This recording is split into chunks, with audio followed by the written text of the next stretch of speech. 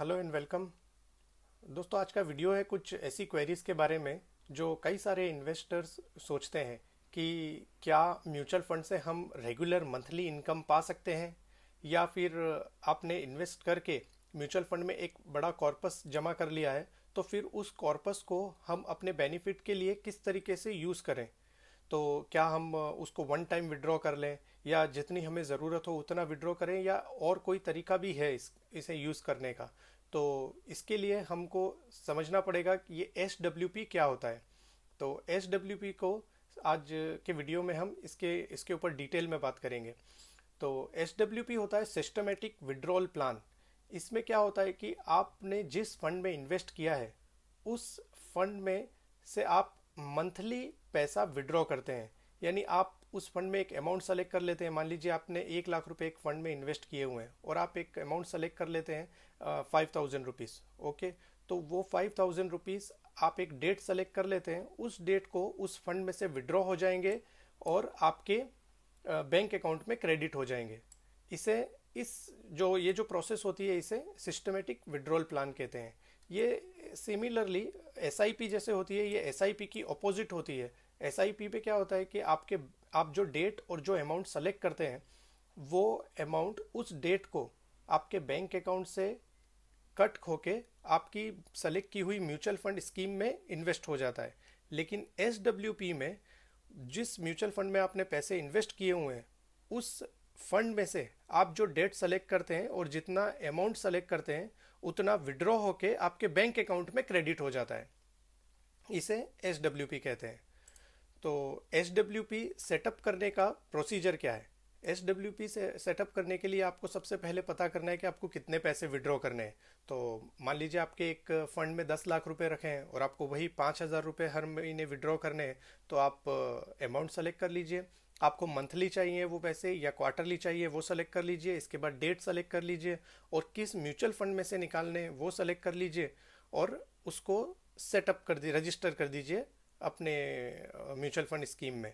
तो आपको क्या होगा कि फिर वो हर महीने की 5 तारीख आप सेलेक्ट किए हैं, तो 10 तारीख सेलेक्ट किए हैं, तो उस डेट को वो पैसे आपके विड्रॉ हो जाएंगे फंड में से और आपके बैंक अकाउंट में क्रेडिट हो जाएंगे।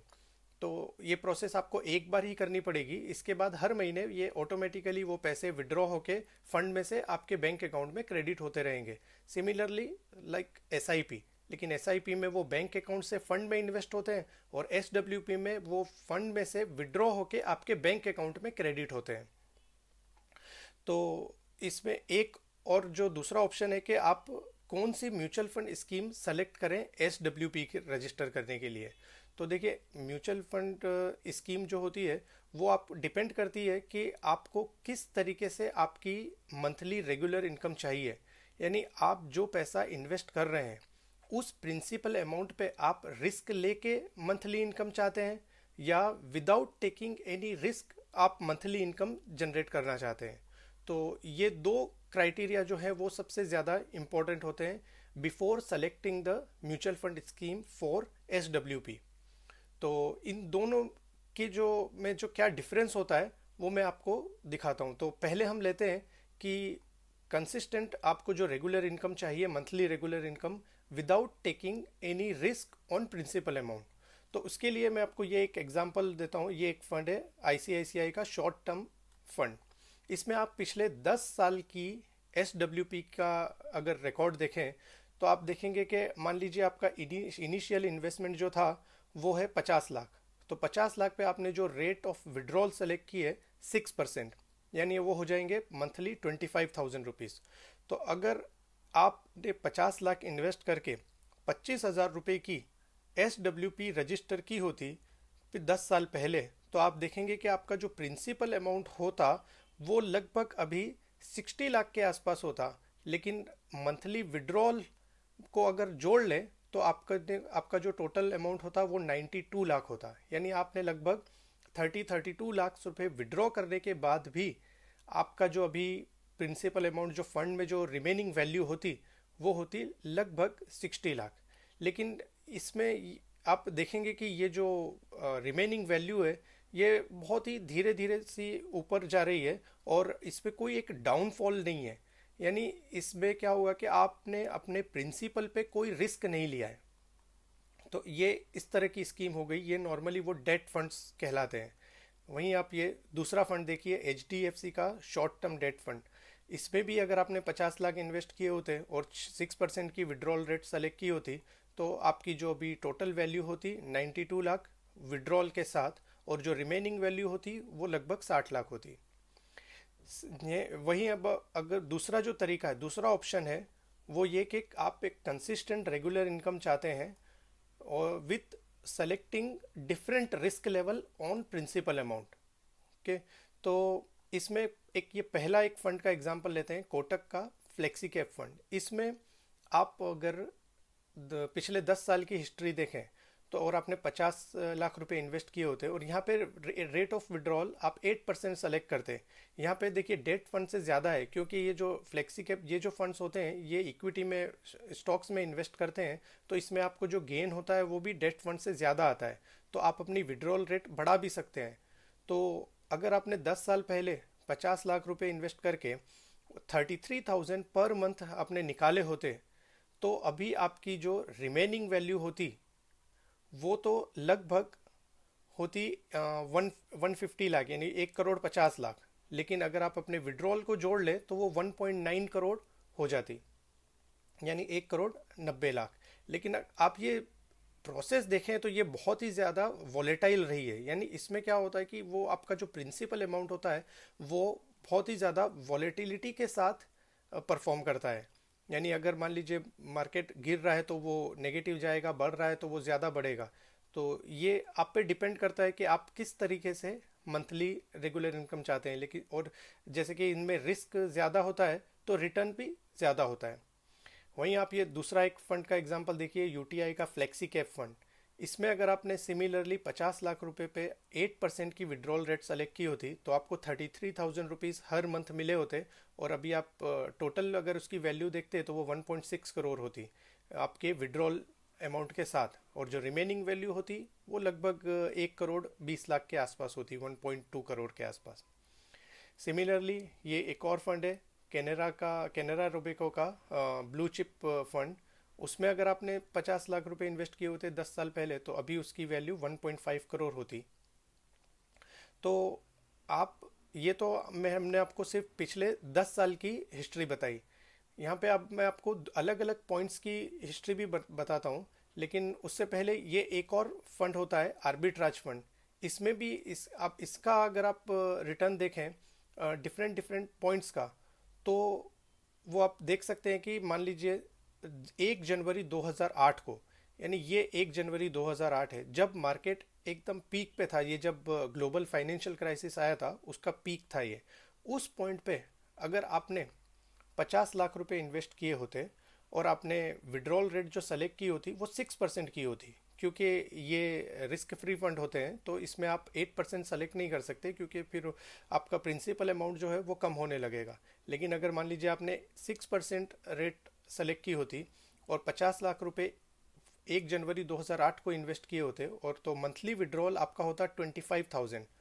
तो आप देख सकते हैं कि अभी तक 15 साल में आपने 47,50,000 विड्रॉ कर लिए होते, और अभी आपका जो रिमेनिंग अमाउंट होता वो होता 59 लाख। और तो ये तो हो गया आर्बिट्राज फंड जो रिस्क फ्री फंड होते हैं। वहीं मैं आपको दूसरे दूसरे जो इक्विटी फंड्स होते हैं उनका डिफरेंट डिफरेंट पॉइंट्स पे आपको SWP ने हिस्टोरिकली कैसा रिटर्न दिया है वो दिखाता हूँ। तो ये देखिए, आप एक और फंड है टाटा का इक्विटी हाइब्रिड फंड।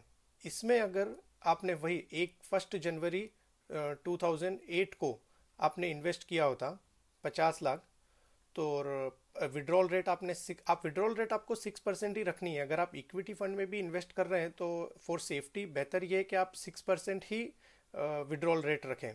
तो इससे क्या होगा कि आपका जो प्रिंसिपल अमाउंट है वो ज़्यादा रिड्यूस नहीं होगा अगर कल को मार्केट फॉल होता है तो आपने अगर 1 जनवरी को, ये जब मार्केट पीक था, उस वक्त 50 लाख रुपए इन्वेस्ट किए होते और 25,000 की SWP रजिस्टर की होती, तो अभी तक आपने 47,50,000 विड्रॉल कर लिए होते, और अभी जो रिमेनिंग वैल्यू होती उस फंड में वो 85 लाख होती, 85,95,000। लेकिन आप इस पॉइंट पे देखिए, मान लीजिए अगर आपने यहाँ 1 जनवरी 2009 को 50 लाख इन्वेस्ट किए होते उसी फंड में, देखिए 1 जनवरी 2009 को 50 लाख इन्वेस्ट किए होते और मंथली विड्रॉल आपने सेलेक्ट किया होता 25 लाख, तो अभी तक आपने 44 लाख 50,000 तो विड्रॉ कर लिए होते और उस फंड में रिमेनिंग वैल्यू होती 2 करोड़ 77 लाख। ये आप डिफरेंस एक साल में इतना देख सकते हैं। वो क्यों? क्योंकि ये जो था वो मार्केट का पीक था और ये मार्केट का बॉटम था, तो ये बॉटम पे इन्वेस्ट किया है इतना बड़ा अमाउंट, इसलिए इसमें अभी भी जो रिमेनिंग वैल्यू है वो 2 करोड़ 77 लाख है। तो इसमें जो ये बहुत बड़ा मैटर करता है कि आप किस पॉइंट पे SWP स्टार्ट कर रहे हैं। वहीं आप ये एक दूसरा फंड देखिए, HDFC का बैलेंस एडवांटेज फंड। पिछले 15 साल में, यानी लग यहाँ से 1 जनवरी 2008 को अगर आपने इस फंड में इन्वेस्ट किया होता तो इसमें भी 50 लाख इन्वेस्ट किए होते, 25,000 विड्रॉ किए होते, तो अभी तक आपने 47 लाख 50,000 विड्रॉ कर लिए होते और अभी इसकी रिमेनिंग वैल्यू होती वो 1 करोड़ 39 लाख होती। अभी ये एक और पॉइंट देखिए आप, दूसरा ये HDFC बैलेंस एडवांटेज फंड का, इसमें आपने इस पॉइंट पे इन्वेस्ट किया होता है यानी 1 जनवरी 2000 को, ये भी मार्केट का टॉप था। 1 जनवरी 2000 जब .com क्राइसिस आया था उस वक्त आपने अगर 50 लाख इन्वेस्ट किए होते और 25,000 रुपये की SWP रजिस्टर की होती तो पिछले 23 ईयर्स में आपने 71 लाख 50,000 तो विड्रॉ कर लिए होते और अभी जो रिमेनिंग वैल्यू होती उस फंड में वो होती 14 करोड़। तो ये कि अगर आप विड्रॉल रेट 6% रखेंगे तो आपको रेगुलर इनकम तो मिलेगी ही, साथ ही आपका जो प्रिंसिपल है वो भी, प्रिंसिपल अमाउंट है वो भी ग्रो होगा। तो हमेशा ये आप विड्रॉल रेट को 6% से ज़्यादा बढ़ाइए मत।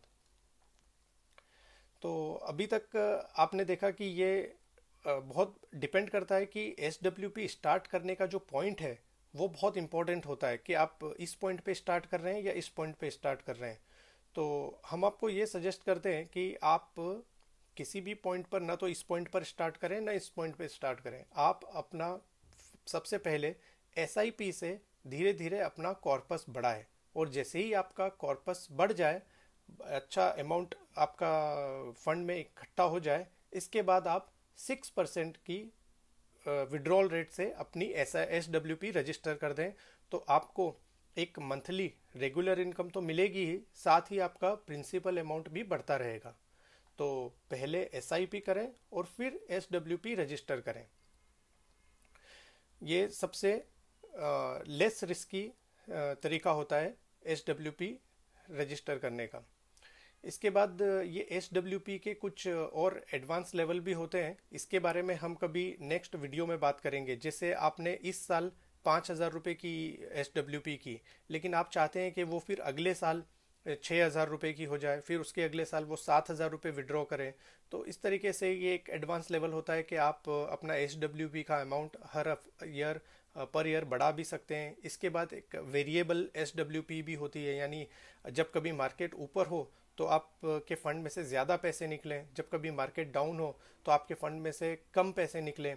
तो इन दो पॉइंट्स के बारे में हम कभी किसी नेक्स्ट वीडियो में बात करेंगे। तो आप भी SIP से वेल्थ बना के SWP शुरू करें और टेंशन फ्री लाइफ जिए। और SIP रजिस्टर करने के लिए या SWP रजिस्टर करने के लिए अगर आपको किसी भी तरह की कोई दिक्कत आ रही है तो हम सिर्फ एक फ़ोन कॉल दूर है।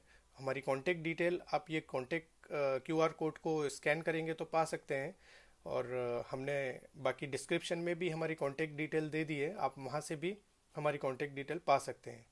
बाकी आपकी लाइफ है, आपका फ्यूचर है और आपके पैसे हैं। आप भी सही डिसीजन लेके सही तरीके से सही जगह पे इन्वेस्ट करें। Thank you.